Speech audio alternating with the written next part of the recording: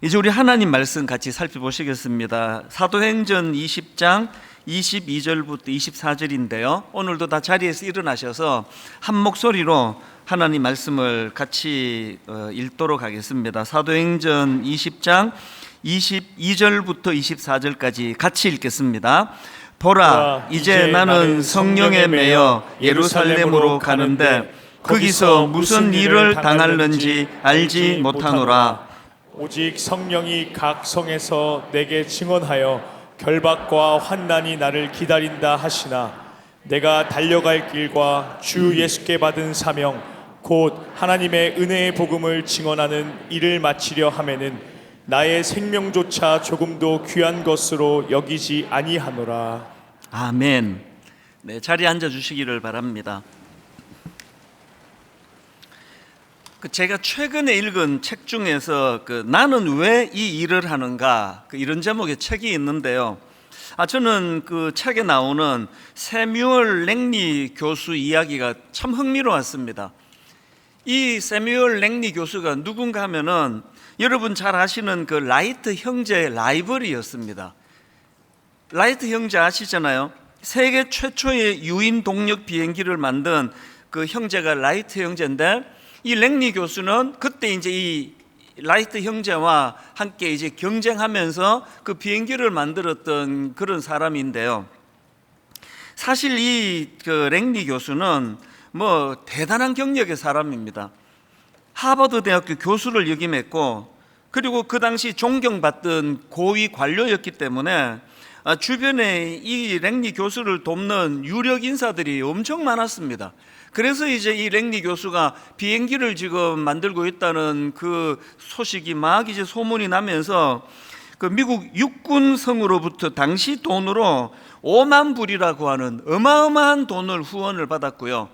또 당대 최고의 드림팀을 만들어 가지고 이 랭리 교수가 지금 추진하고 있는 유인 동력 비행기를 만드는 일을 도왔다고 하는데요. 결과는 다 아시잖아요. 여기에 비해 라이트 형제는 학력으로 보나 경력으로 보나 내세울 게 하나도 없고 주목받을 거리가 하나도 없는 그런 형제였는데, 결과는 다 아시잖아요. 랭리 교수가 이 세계 최초의 그 비행기 유인 동력 비행기를 만든 게 아니라 그 무명의 인물 라이트 형제가 만드는 거잖아요. 이게 어떻게 이런 일이 가능했을까? 그 엄청난 자금력과 수많은 인재들이 모여서 함께 만들었던 랭리 교수 팀은 왜 라이트 형제 이 팀에게 그렇게 질 수밖에 없었는가? 그 책에서 이제 이 질문에 대한 답이 적혀 있는 걸 봤는데 한번 들어보십시오. 랭리 교수에게는 비행기에 대하여 라이트 형제만큼의 열정이 없었습니다. 그보다는 오히려 업적을 찾아 헤맸던 것이죠. 이게 무슨 말인지 아시겠죠? 랭리 교수는 비행기 만드는 자체에 관심이 있고 이런다기보다는 세계 최초의 비행기를 만들어서 돈을 벌고 명성을 누리고 하는 여기에 더 관심이 있었다는 겁니다. 그러다가 보니까 이제 이 랭리 교수는 실제로요, 라이트 형제가 이제 비행기에 성공했다는 소리가 들리자마자 바로 자기가 추진하던 그 모든 것들을 다 포기해 버립니다. 바로 이런 태도가 그 엄청난 여러 가지 조건이 좋았음에도 불구하고 결국은 그 라이트 형제를 이길 수 없었던 원인이었다는 거예요. 제가 그 글을 읽으면서 저는 이제 그 목회하는 목사니까요, 저에게 이런 그 되묻는 질문이 생기더라고요. 지금 내가 열심을 내고 있는 내 목회에 나는 그 동력이 어디에 있는 건가? 하나님이 내게 맡겨주신 사명이기 때문에 이 목회에 전념하는 건가? 내가 목회 잘 해가지고 설교 열심히 준비해서 명성을 얻고 칭찬을 얻고 사람들로부터 인정받고 이런 부분에 내가 관심이 더 쏠려 있는 건 아닌가? 이런 질문을 던지니까 참 여름 내내 기도가 나오더라고요. 아버지, 저는 랭리 교수가 되기 원치 않습니다. 아버지, 별로 갖춘 게 없다 할지라도 그 라이트 형제처럼 한번 자기가 꿈꾸고 추구하는 일, 이러기에 몰입하고 몰두하고 전부를 다 거기에 거는 그런 집중력을 허락해 주시기 원합니다. 이제 가을 학기가 시작이 되는 이 시점에서 참 저와 여러분 모두가 다 하나님께서 우리에게 원하시는 그 은혜의 길이 무언가 이 고민이 좀 있는 그런 시간이 됐으면 좋겠습니다. 그런가 하면 그 책에서 또 한 가지 좀 흥미로운 글 하나를 제가 더 읽었는데요, 그 지평설이라고, 옛날 사람들은 지구가 평평하다고 믿었지 않습니까? 그래서 제가 그 지평설을 믿는 사람들이 가진 치명적인 문제점 하나를 제가 거기서 발견을 했는데요. 어떤 문제를 가지고 있나, 이 지평설을 믿는 사람들, 지구가 평평하다고 믿는 사람들이 가진 문제, 그 내용을 한번 읽어드리겠습니다. 대다수의 사람들이 지구가 평평하다고 믿었던 것은 그리 오래전의 일이 아니다. 이제 그 다음이 중요합니다. 이 잘못된 추정은 행동에 영향을 미쳤다. 당시에는 여행은 물론 탐험 활동도 거의 전무했다. 사람들은 지나치게 멀리까지 항해하면 지구의 모서리를 만나 추락하게 될 거라는 두려움을 품고 있었다. 그 결과 거의 움직이지 않고 태어난 곳에 머물며 평생을 보내는 삶이 이게 진리다, 그러니까 이렇게 생각하고 살았다는 거예요. 무슨 말인지 아시겠죠? 이 지구가 평평하다고 생각하니까 도전하기가 어려운 거예요. 내가 조금만 멀리 가다가 툭 떨어져 죽으면 어떡하나. 그래서 어떤 도전도 하지 않는 겁니다. 모험도 없고 탐험도 없고. 제가 그 글을 보면서 우리 하나님은 지구를 그렇게 만드신 하나님 아니에요. 뭐 조금만 도전하면 뭐 꺼져 죽어버리고, 하나님은 지구를 그렇게 만들지 않으셨어요. 끝까지 달려갈 수 있도록, 끝까지 달려가도 갑자기 뭐 툭 꺼지고 뭐 이런 일이 일어나지 않도록 만드셨는데, 그러다가 보니까 저 자신에 대해서, 그럼 우리는 그 지평설을 믿는 것도 아닌데 왜 이렇게 끝간데 없이 도전하고 달려가고 꿈꾸고 왜 이런 일이 왜 우리는 안 되는 건가? 이번 여름에 제가 그 어머니 뵈러 미국을 방문했다가 이제 남가주 지역을 이제 방문하고 한국으로 돌아왔거든요. 거기서 제가 너무너무 아름다운 추억 하나를 만들었습니다. 지금도 그때를 생각하면은 참 마음이 뜨거워져요. 이제 남가주 지역은 이제 그 태평양 바다를 이제 끼고 있지 않습니까? 그래서 이제 거기에도 이제 유명한 비치가 참 많은데요. 한 번은 이제 어느 비치를 갔는데 굉장히 독특한 게요, 그 인공다리라고 그러나요? 이거를 이제 이렇게 바다 안으로 인공다리를 만들었는데 엄청 길게 만들었더라고요. 그래서 뭐 한참을 이제 그 인공다리 끝에 가서 보니까 꼭 제가 그 바다 한가운데 떠 있는 느낌이에요. 그렇게 인공다리를 만든 거기에 제가 서 있는데 막 그날 제 막 가슴이 격동하는 거예요. 인공다리를 만들어 서 있다 보니까 그 시야에 방해되는 게 하나도 없고 그야말로 뭐 제 시야 전체가 바다예요. 그리고 막 수평선이 끝없이 펼쳐져 있는데 그날 제 마음이 너무너무 뜨거워진 거예요. 이 끝없이 펼쳐진 그 수평선을 바라보면서, 그리고 하늘과 바다가 맞닿은 그 지점이 너무 신비롭게 그날 느껴지는 겁니다. 그 마음의 뜨거움을 가지고 제가 이렇게 마음으로 선포했습니다. 하나님, 한번 끝간데 없이 달려가기를 원합니다. 거침없이 달려가기 원합니다. 그저 그 찰싹찰싹거리는 그 파도에 발 하나 담그고 또 발 하나는 또 땅에다 딛고, 파도가 좀 치면 여차하면 그냥 도망갈 생각하고 서 있는 이런 인생이 아니라 한번 주님 은혜를 가지고 한번 달려가기를 원합니다. 하나님, 세월이 너무 빠릅니다. 제 나이가 그것을 증명해 주고 있는데 하나님, 내 남은 생애에 한번 모든 걸 한번 다 쏟아부어서 달려가기를 원합니다. 그렇게 제가 너무 가슴이 뜨거웠던 그 어느 순간이요, 몇 주가 지났는데도 그때를 생각하면 마음이 너무 저는 좋아요. 이제 2학기를 앞두고 있는 이 시점에서 하나님께서 저를 격동시켰던 그 말씀들을 오늘 좀 나누고 싶은데요, 저나 여러분이 스스로를 제한하지 아니하고 난 안 돼, 잘못 가다가는 그냥 뚝 떨어져 죽어, 나는 지평설을 믿어, 이런 우리의 연약함이 다 성령의 은혜로 다 씻겨져 나가고, 우리 한번 그래서 설교 제목을 그렇게 정했지 않습니까? 한번 제한 없이 거침없이 한번 달려가는 그런 인생이 되기를 원한다. 이런 생각을 하면서 오늘 본문 말씀을 저는 참 많이 묵상을 했습니다. 사도 바울의 진면목을 볼 수 있는 말씀이라 생각하는데요. 자, 사도행전 20장 22절부터 24절 본문 말씀입니다. 보라, 이제 나는 성령에 매여 예루살렘으로 가는데 거기서 무슨 일을 당하는지 알지 못하노라. 오직 성령이 각성해서 내게 증언하여 결박과 환난이 나를 기다린다 하시나 내가 달려갈 길과 주 예수께 받은 사명 곧 하나님의 은혜의 복음을 증언하는 일을 마치려 하면은 나의 생명조차 조금 더 귀한 것으로 여기지 아니하노라. 그야말로 오늘 설교 제목 그대로예요. 사도 바울은 거침없이 하나님의 사명을 따라 목표를 향하여 달려갔던 인물인데요. 사실은 그런 사도 바울이 가고자 했던 그 길은 엄청난 위험이 도사리고 있던 상황이었습니다.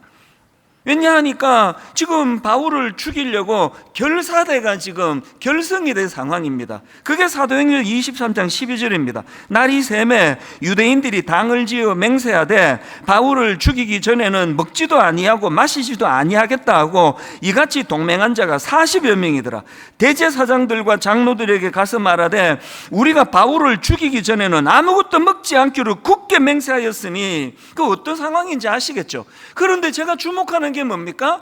이렇게 바울을 죽이기로 결성을 하고 죽이기 전에는 내가 먹지도 않겠다고 하는 이 사람들의 협박이 달려가고자 하는 사도 바울의 의지를 꺾지를 못하더라는 거예요.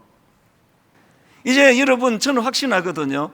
예배 한번 잘 드리면요, 우리 인생의 무기력증이 그 자리에서 떠나게 되는 줄 믿습니다. 예배 한번 잘 드리면 지난 여름 내내 그냥 무기력하게 살아갔던 이것들 한순간에 이것들을 떨치는 능력이 되는 줄 믿습니다. 참 우리 교회 좋은 점은요, 한 번만 이야기하면 금방 반응이 되는데 말하기 전에 되면 그 되게 좋은데 어쨌든 너무 감사하고요. 그래서 저는 오늘 저와 여러분 모두가 다 사도 바울처럼 어떤 난관과 장애물에도 굴하지 않는 거침없이 인생의 목표를 향해 달려가기를 원하는데요. 그런 인생이 되기 위해서 두 가지 꼭 기억해야 될 구비 조건이 있다는 걸 말씀을 드리고 싶습니다. 여러분, 거침없이 달려가는 인생이 되기 원하십니까? 무엇보다 먼저 첫째, 하나님의 인도하심으로 인한 확신을 받아야 돼요. 지금 내가 동쪽으로 가는 게 내 인생의 이게 옳은 길이다, 아니야 서쪽이다, 이거 없이 막 달리면 어떡하겠습니까? 막 가다가 이 길 아니네, 막 가다가 이 길도 아니네. 그거 아닙니다. 달리기 전에 먼저 하나님의 인도하심으로 인한 확신을 받아야 돼. 나는 여기에 한번 내 인생을 걸어도 좋겠다. 여러분, 그런 거 있습니까? 저는 이번 여름 내내 오늘 본문에 나오는 이 한 구절을 계속 묵상하고 되뇌었는데요. 그게 23절에 나옵니다. 근데 22절부터 세 번역으로 보십시오. 바울이 이렇게 얘기합니다. 보십시오. 이제 나는 성령에 매여서 예루살렘으로 가는 길입니다. 거기서 무슨 일이 내게 닥칠지 나는 모릅니다. 그 다음 23절. 다만 내가 아는 것은 성령이 내게 일러주시는 것뿐인데 어느 도시에서든지 투옥과 환난이 나를 기다리고 있다는 것입니다. 이게 멋진 게 뭐예요? 바울은요, 편한 길을 자기 목표라 그러지 않았습니다. 안주하는 길을 목표라 그러지 않았습니다. 그 길이 분명 위험한 길인데, 그 길은 분명 자기 목숨을 노리는 사람들이 버티고 있는 길인데 성령께서 그 길이 네가 가야 되는 길이라고 인도해 주셨기 때문에 확신을 가지고 그 길을 가는 겁니다. 안주하면서 살아보시니까 그게 우리에게 행복을 가져다 주던가요? 제가 앞에서 사도행전 23장에서 바울이 달려가고자 하는 그 길에 그 바울을 죽이겠다고 결성대를 만드는 40명이 협박하고 있다고 말씀드렸는데요. 그런데 바울은 그거 알면서도 왜 그 길을 거침없이 달려갈 수 있었는지 아십니까? 그 협박하는 결성대가 만들어졌다는 게 사도행전 23장 12절부터 나오는데요. 바로 그 앞에 11절에 놀라운 말씀이 있습니다. 11절. 그날 밤에 주께서 바울 곁에 서서 이르되 담대하라. 내가 예루살렘에서 나의 일을 정언한 것 같이 로마에서도 정언하여야 하리라 하시니라. 어떻게 그 죽이려고 달려드는 사람들 앞에서도 거침없이 달릴 수 있었는지 아시겠죠? 바로 그 앞에서 하나님의 인도하심을 경험한 거예요. 담대해라. 오래 예수 믿으신 여러분, 오래 예수 믿어서 소용 있는 게 없습니다. 오래 예수 믿었던, 한 달 전에 예수 믿었던, 내가 예수 그리스도를 영접하고 난 다음에 내 인생에 하나님의 인도하심을 좀 맛봐야 되는 거 아닙니까? 하나님의 인도하심, 날마다 불안하고 날마다 두렵고 참 연약한 우리 이 육신을 가지고 살아가는데 주님께서 담대해라. 이 하나님의 인도하심이 없었다면 제가 어떻게 지금까지 목회를 하고 있겠습니까? 벌써 그만뒀을 거예요. 못 견뎠을 거예요. 사랑하는 여러분, 여러분 인생은 한번 장애물 앞에서도 굴하지 않고 거침없이 달려가는 인생 되시기를 바랍니다. 그러기 위하여 선행 조건이 하나님의 인도하심을 받는 거예요. 제가 지난번에 시편 119편 105절 말씀드렸지 않습니까? 주의 말씀은 내 발의 등이요. 여기서 등은 히브리어로 작은 등잔이에요. 그 손으로 가볍게 들 수 있는 작은 등잔이에요. 왜 의미가 있습니까? 인생에 어마어마한 뭐를 그냥 가르쳐 주셔서 은혜가 아니에요. 그저 한 걸음 한 걸음 내가 걸어가는 그 걸음에 대하여 작은 그 등불로 나를 비춰주시는 인도하심을 맛보면서 사는 그거. 그래서 제가 말씀 묵상을 그렇게 강조하는 거 아닙니까? 예수님이 주신 요한복음 16장 13절의 약속의 말씀 잊으시면 안 됩니다. 그러나 진리의 성령이 오시면 그가 너희를 모든 진리 가운데로 인도하시리니. 진리의 성령님이 오셨잖아요. 그분이 우리를 모든 진리 가운데 인도하실 분이라는 믿음이 있으시잖아요. 그래서 우리 날마다 물어야 돼요. 사도 바울이 그랬던 것처럼 다메섹 도상에서 주여 뉘시오니이까? 주여 무엇을 하오리이까? 자꾸 물어야 됩니다. 하나님, 이 길이 하나님이 원하시는 길입니까? 이 길이 내 인생에 참 아름다운 하나님의 소명이 기다리고 있는, 사명이 기다리고 있는 길입니까? 자꾸 물어야 돼요. 이게 첫 번째 조건입니다. 그런가 하면 두 번째로, 여러분 우리가 거침없이 달려가는 인생이 되기 위하여 그 주님의 인도하심에 대한 확신이 필요한데요, 그런 인도하심으로 인한 확신이 있다면 두 번째 어떻게 해야 되느냐, 그 목표에 대하여 올인해야 돼요. 올인. 제가 올인 이 국어사전을 찾아보니까요, 한 가지 일에 모든 힘을 쏟아 부음. 이 올인은 이게 영어 단어인데 국어 사전에서도 또 풀이를 하더라고요. 굉장히 중요한 단어인가 봐요. 뭐가 올인이라고요? 한 가지 일에 모든 힘을 쏟아 부음. 본문 24절이 바로 그 올인 아닙니까? 내가 달려갈 길과 주 예수께 받은 사명 곧 하나님의 은혜의 복음을 증언하는 일을 마치려 하면은 나의 생명조차 조금 더 귀한 것으로 여기지 아니하노라. 올인. 모든 분이 다 그러시겠지만요, 저도 제 인생을 돌아보면은 어떤 너무너무 중요한 한 순간이 스냅 사진처럼 저장이 되어 있는 경우가 있습니다.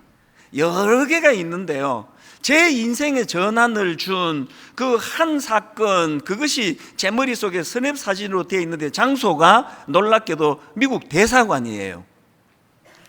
그 미국 대사관에서의 제 기억이 내 인생의 전환을 준 몇 사건 중에 하나입니다. 무슨 말인가 하면은, 제가 이제 역이민을 하고 한국으로 돌아와서 한국에서 목회를 해야 되겠다 생각하고, 그래서 우리나라에서 이제 신학교를 다녔는데, 부끄럽지만요, 신학교를 졸업한 이후에도 계속 흔들렸습니다. 미국 돌아가고 싶은 거예요. 이 미국 가버리지 뭐. 어떨 때 이런 일이 일어나느냐, 기분 나쁜 일이 생기면. 그때는 또 이상하게 그 목사님들이 또 전사님들한테 그 커피 심부름을 그렇게 많이 시키대요. 그 신학교 이제 수업 마치고 이제 교회로 가면은 목사님이, 이 전사 커피 한 잔 타다 줘. 그러면 속이 부글부글 하면은, 미국 가버릴까? 내 커피 타러 여기 왔나? 뭐 이런 식이에요. 그래서 제가 어느 날 이게 보통 문제가 아니죠. 내 평생은 이럴 건가? 계속 뭐 이거 일 좀 안 되면 뭐 미국 가버릴까? 그래서 내가 원인을 찾았습니다. 원흉이 미국 시민권을 아직도 내가 포기하지 않고 있는 거예요. 그래서 제가 이 불씨를 없애야 되겠다 결심하고, 그렇게 이제 역사적인 날이 저에게, 제 광화문 미국 대사관으로 간 겁니다. 그리고는 참 떨리는 목소리로 반납을 했어요. 이제 나 미국 시민권 반납하겠다고. 그까지 이렇게 뭐라고 반납하고 돌아서 오는데 막 그렇게 마음이 허전하고 도로 돌아가서 받아올까 막 이런 생각도 하고, 참 어리석어요 인간이. 그랬는데 여러분, 저의 목회는요, 그날이 진정한 첫날이에요. 제가 이제 미국 시민권 반납하고 오니까 마음이 비장해지는 거예요. 이제 내가 우리나라에서 내가 적응 못하면 이제 끝장이다. 나는 이제 미국도 못 가고 이거 큰일 난다. 그게 올인이에요, 올인. 여러분, 오늘 우리 그 발걸음이 너무 산만한 거 아닙니까? 막 여기도 흘리고 저기도 흘리고 너무 에너지가 산만한 거 아닙니까? 저는 이번에도 미국 가니까요. 미국은 뭐 골프가 뭐 우리 테니스 치는 것만큼 이제 좀 싸니까요. 골프를 치지 않겠냐고 그렇게 고마운 제안하는 분들이 꼭 계세요. 한 번도 흔들려 본 적이 없습니다. 안 칩니다. 괜히 내가 골프 시작했다가 그 재밌으면 어쩌려고요. 나 그럴까봐 무서워요. 왜? 모든 사람이 다 골프 진짜 재밌다 그러니까 한번 쳐볼까? 이래갖고 제가 이게 설교 준비하는 것보다 골프가 더 재밌으면 어떡합니까? 그럼 그 쓸데없는 마음에 그 갈등이 생기는 거 아닙니까? 저는요, 진짜 하나님께 제가 약속하는 거예요. 하나님, 목회보다 더 재밌는 거 하지 않게 해주세요. 설교 준비하는 것보다 더 재밌는 게 내 인생에 없기를 바랍니다. 그래서 저한테 재밌는 거 권하지 마세요. 난 재밌는 거 별로 없습니다. 설교 준비할 때가 재밌고요, 설교할 때가 재밌고요, 가끔씩. 올인하자는 겁니다. 이 일 하기로 했으면, 저는 우리 젊은 목사님들에게 뭐 여러분도 다 아시잖아요. 맨날 하는 이야기가 그거예요. 올인은 뭡니까? 우리가 잠을 자도 컨디션 좋게 목회하려고 잠을 자는 거고요, 잠을 안 자도 목회에 할 일이 밀려서 안 자는 거고, 밥을 막 어떨 때 여름에 막 밥 먹기가 싫잖아요. 막 찬물에 말아가지고 막 그냥 막 입에 퍼넣어라. 먹어야 힘을 얻어 목회할 수 있다. 밥을 안 먹고 금식을 해도 목회에 대한 열망을 가지고 기도해야 된다. 올인이에요, 올인. 우리가 이렇게 목회할 때 성도님들은 엿새 동안 시시하게 살지 않으시기를 바랍니다. 꿈을 가지고 달려가시는 거예요.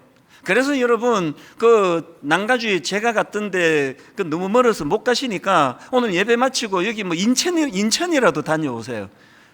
인천은 그 중국밖에 안 보여가지고 좀 좁기는 해요. 동해 한번 다녀오세요. 속초에 가서 그 끝없이 펼쳐진 넓은 하나님의 그 자연을 들여다보시면서 한번 꿈을 꾸시자고요. 하나님, 한번 거침없이 막힘없이 한번 달려가기를 원합니다. 올인하는 거예요, 올인. 저는 요즘에 우리 청년들이 자꾸 그 말을 줄여서 해가지고 나 되게 힘들어요.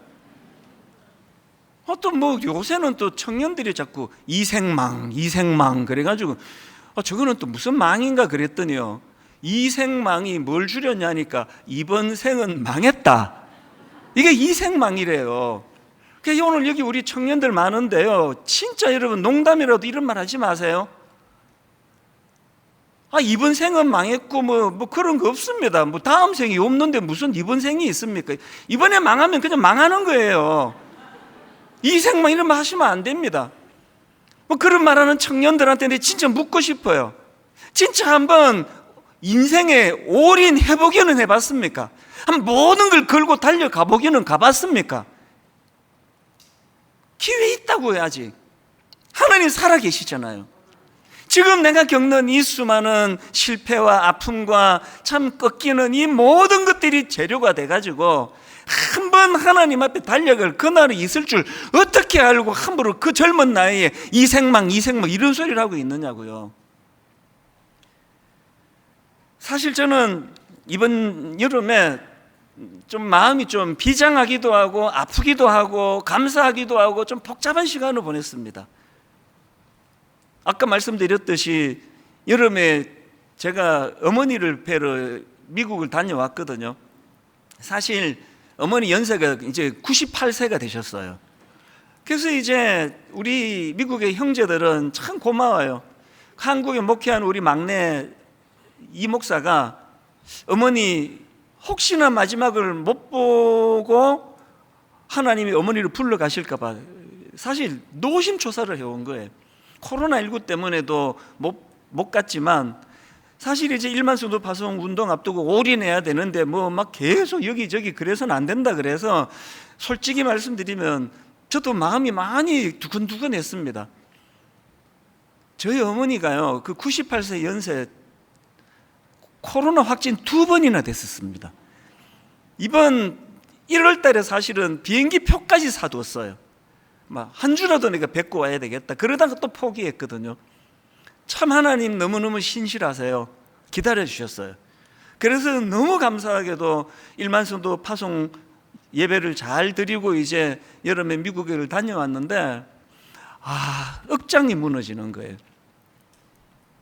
그 짧은 한 3년도 안 되는 그 시간 안에 너무 많은 변화가 어머니에게 있는 겁니다. 우리나라로 치면 요양병원에 계시고요. 침대에서 24시간을 지내셔야 돼요. 그래서 화장실을 못 가시니까 기저귀를 차고 계시고요.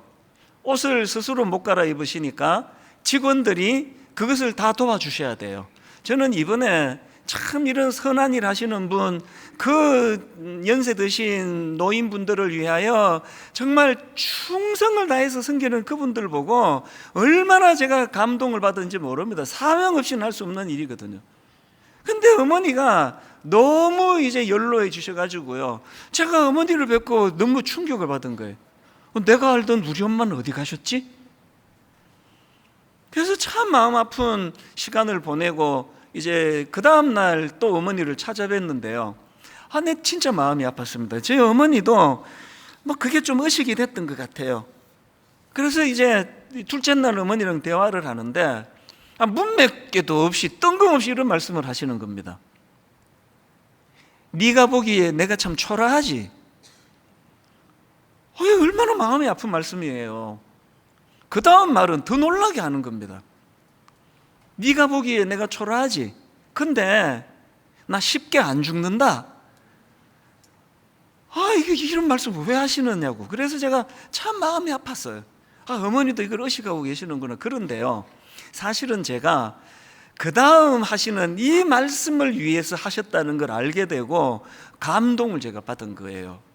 그 다음 말씀이 뭐냐 하니까 제가 어머니 뵙고 나오자마자 받아 적었습니다. 그거를 기억을 놓칠까 봐. 네가 보기에 내가 초라하지?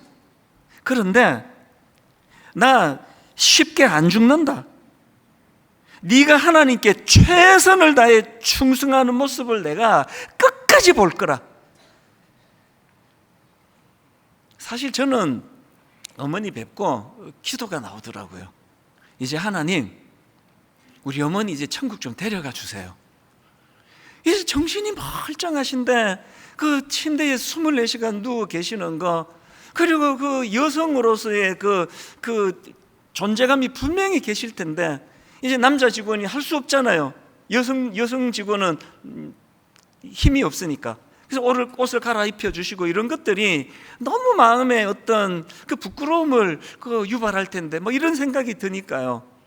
저는 이제 우리 어머니 하나님 좀 불러가 주시면 좋겠다고, 천국에서 좀 육신을 털고 안식하시면 좋겠다고 그런 마음의 기도가 나오는데 우리 어머니는요 사셔야 되는 이유를 갖고 계시는 겁니다. 막내 아들이 목사가 돼 있는데 허튼 짓 하는 목사가 아니라, 시시한 목사가 아니라, 그래서 힘을 주어 하시는 말씀이 네가 하나님께 최선을 다해 충성하는 모습을 내가 끝까지 볼 거라고. 사실 이제 막 정신이 좀 오락가락 하시기도 해요. 그래서 이제 제가 매일 어머니를 찾아뵈니까요, 그 순간적으로 어머니가 제가 시카고에서 목회를 하시는 줄 아신 거예요. 순간적으로. 그래서 제가 또 찾아뵈니까 버럭 화를 내시는 겁니다. 목회는 안 하고 여기 왜 자꾸 오는데? 너 지금 목회 대충 하는구나. 그게 너무너무 제가 마음에 아픔이 되는 겁니다. 막 이제 이게 제가 아들이 한국에서 목회하는지 미국에서 목회하는지 막 이제 오락가락 하시는 그 상황에서도 어머니가 올인하는 건 뭡니까? 목사가 됐으면 이런 사사로운 데 신경 쓰지 말고 목회의 모든 걸 걸어야 된다. 그럼 막 야단을 치는 겁니다. 왜 자꾸 오는데? 너 목회 막 대충 하는구나. 그래서 제가 나 한국에서 목회하잖아요. 어머니 뵈러 내가 왔잖아요.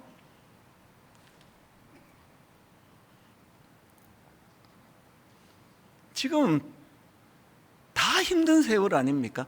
청년들은 청년이어서 힘들어요. 아버지는 아버지라서 힘들고요, 엄마는 엄마라서 힘들어요. 연세 드신 어른들은 연세 드셔서 힘들어요. 다 힘듭니다. 제가 오늘 여러분에게 결론으로 이 도전을 드리고 싶은 겁니다. 여러분 힘드시잖아요. 사는 게 막 좋아 죽어서 사는 사람이 몇 분이나 되겠냐고요. 사는 게 힘들지만 버티면서 사시잖아요. 그렇다면은 여러분, 아무리 힘들어도 나는 내 생을 포기할 수 없는, 내가 살아야 되는 이유를 갖고 계십니까? 98세 된 침대에서만 보내시는 너무너무 여러 가지가 힘든 저희 어머니가 사셔야 되는 이유를 갖고 계시는 거 아닙니까? 그래서 제가 너무 신비로운 거예요. 그리고 제가 한국으로 돌아와 가지고요, 어머니의 그 각성의 한마디 때문에 여름에 제 마음이 너무 뜨거워졌습니다. 이게 사실 제가 미국에서 돌아오고요, 우리 교회 거의 제가 1등으로 출근했습니다.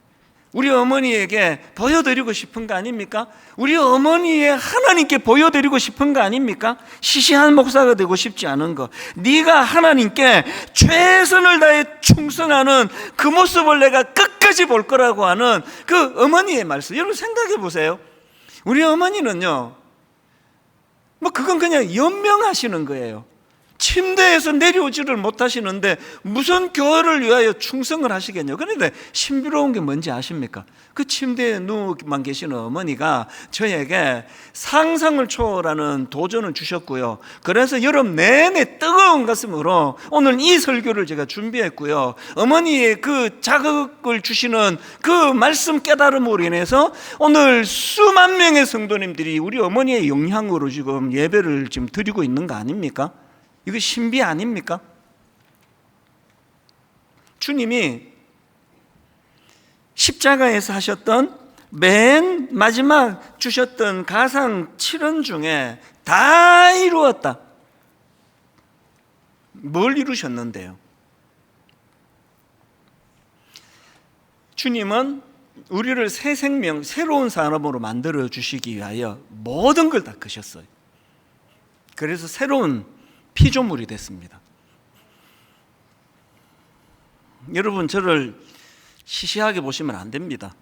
저도 여러분을 시시하게 보지 않아요. 저는 우리 주님이 올인한 인생이에요. 그런데 시시합니까? 초라하게 살 사람이 아니에요. 주님이 다 이루었다, 그렇게 자신 있게 말씀하실 정도로 우리에게 모든 걸 거셔, 그래서 새로운 생명을 얻은 사람들이에요. 그런 존귀한 사람답게 우리도 태평의 바다를 제가 바라보면서, 하나님, 지평서를 믿는 사람처럼 그렇게 초라하게 살지 아니하고 거침없이 달려가기 원합니다. 하나님, 끝없이 달려가기를 원합니다. 오늘 2학기가 시작되는 이 예배를 통하여 예배 한번 잘 드리면 여러분의 오랜 무기력함이 끝나는 사건이 일어나게 될 줄로 믿습니다. 꿈을 가지고 하나님 달려가기를 원합니다. 어떤 것도 내 발걸음을 가로막지를 못합니다. 오늘 이 말씀을 기억하시면서 저는 오늘 이 찬양으로 우리 2학기 첫 예배의 문을 열기 원합니다. 이 세상을 살아가는 동안에 나의 힘을 의지할 수 없으니 기도하고 낙심하지 말 것은, 그 다음 가사, 주께서 참 소망이 되심이라. 소망은 내 안에서 나오는 게 아니에요. 참 낙심되는 일이 많고 왜 나는 이것밖에 안 되는가, 그렇게 참 한심한 생각이 들 때마다 내 인생에 올인하신 주님께서 오늘도 내게 참 소망이 되시기 때문입니다. 우리 가사를 기억하시면서, 그리고 참 무기력한 지난 시간들을 한번 떨쳐내기 위한 어떤 마음의 각오를 담아서 우리 찬양 한번 같이 불러 올리기 원합니다. 이 세상을 살아가는 동안에, 이 세상을 살아가는 동안에 나의 힘을 의지할 수 없으니 기도하고 낙심하지 말 것은, 기도하고 낙심하지 말 것은 주께서 참 소망이 되심이라. 우리 결단하며 다시 한번 이렇게 노래합니다. 이 세상을 살아가는 동안에 참 연약한 우리, 나의 힘을 의지할 수 없으니 낙심이 찾아올 때마다 기도하고 낙심하지 말 것은, 누가 우리 인생의 소망이십니까? 주께서 참 소망이 되심이라. 하나님의 꿈이 나의 비전이 되고, 예수님의 성품이 나의 인격이 되고, 성령님의 권능이 나의 능력이 되기 원하고 바라고 기도합니다.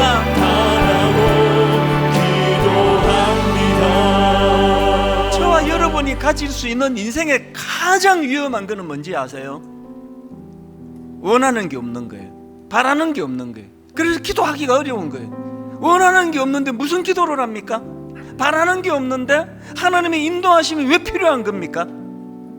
오늘 우리가 회복해야 되는 가장 중요한 건 원함을 회복하는 거예요. 주여, 내가 보기를 원하나이다. 원함이 필요한 원함. 원하고 갈망하고, 그래서 기도하는 거거든요. 저는 지난 몇 주 내내 오늘 이 시간 이 자리를 너무너무 소망했습니다. 하나님, 오늘 이 시간에 부족한 종의 입술을 통하여 하나님의 말씀이 선포될 때에 원함이 회복되기 원합니다. 갈망이 회복되기를 원합니다. 지평선을 믿는 사람들처럼 나는 내가 있는 요거 넘어가면 안 돼, 이거 넘어가면 위험해, 위험하지 않습니다. 끝간데 없이 달려가도록. 우리 청년들은 그 입에서 이번 생은 망했다, 절대로 이런 말이 나오지 않기를 끝간데 없이 한번 달려보고, 오늘 하나님 이 은혜를 기억하며, 아버지, 참 나를 보면서 낙심할 때가 많습니다. 아버지, 내 상황을 보면 낙심할 거리가 많습니다. 사도 바울처럼 40명이 결성하여 죽이려고 달려드는 것처럼 내 의욕을 꺾는 일들이 세상에는 참 많습니다. 그런데 하나님, 거기에 꺾이지 않기를 원합니다. 거기에 꺾이지 않고 제가 그날 그 태평양 바다를 바라보면서 하나님 한번 끝없이 달려가기를 원합니다. 끝없이 주님 원하시는 인생의 목표를 향해 나아가기를 원합니다. 오늘 이 찬양 2절, 이 찬양 부르는 동안에 성령님이 저와 여러분의 이번 여름 내내 무기력했던 것들이 다 사라지는 특별한 사건을 경험하게 되기를 주님 이름으로 축원합니다. 우리 이렇게 찬양합니다. 주의 길을 걸어가는 동안에,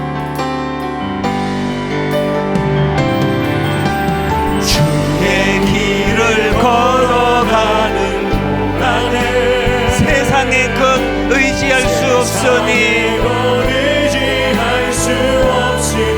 감사하고 낙심하지 말 것은, 기쁨이 되십니까? 주께서 참 기쁨이 되심이라. 하나님의 꿈이 나의 비전이 되고 예수님의 성품이 나의 인격이 되고 성령님의 권능이 나의 능력이 되기 원하고 바라고 기도합니다. 더 힘있게 선포합니다. 하나님의 꿈이 나의 비전이 되고 예수님의 성품이 나의 인격이 되고 성령님의 권능이 나의 능력이 되기 원하고 바라고 기도합니다. 우리 다 자리에서 일어나셔서 힘있게 선포합니다. 하나님의 꿈이 나의 비전이 되고 예수님의 성품이 나의 인격이 되고 성령님의 권능이 나의 능력이 되기 원하고 바라고 기도합니다. 내 진정 소원이 우리의 소원, 내 구주 예수를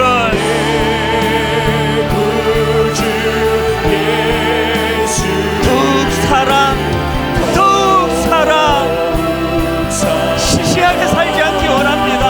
시시한 꿈으로 살지 않기를 원합니다. 우리가 가진 소원이 있다면 내 진정 소원이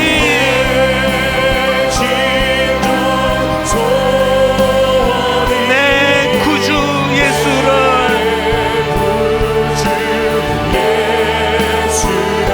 더욱 사랑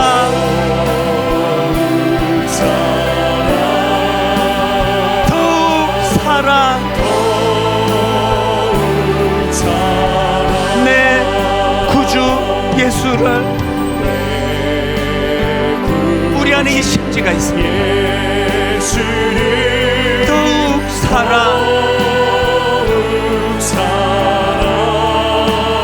엎드려 비는 말 들으소서. 여러분 주목의 힘을 쥐고 하나님의 꿈을 가지고 아버지 시시한 인생으로 살지 않기 원합니다.